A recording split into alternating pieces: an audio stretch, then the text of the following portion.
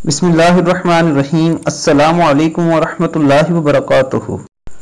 सदका इंसान पर आने वाली बहुत सी मुसीबतों को टाल देता है और अल्लाह ताला भी सदका करने वालों को पसंद फरमाते हैं।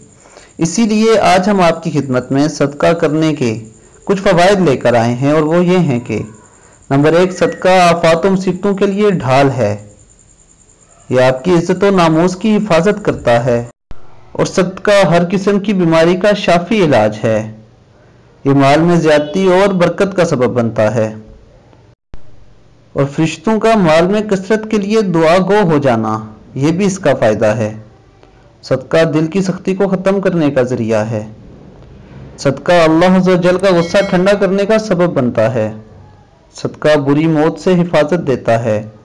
सदका अज़ाब कब्र और जहन्नुम से हिफाजत अता फरमाता है और सदका क़यामत की बरसती गर्मी में ठंडा साया होगा। दोस्तों, सदका करने के इतने ज़्यादा फ़वाइद हैं कि आप सोच नहीं सकते। इसलिए आप कोशिश करें कि कुछ ना कुछ रोज़ अल्लाह की राह में सदका किया करें।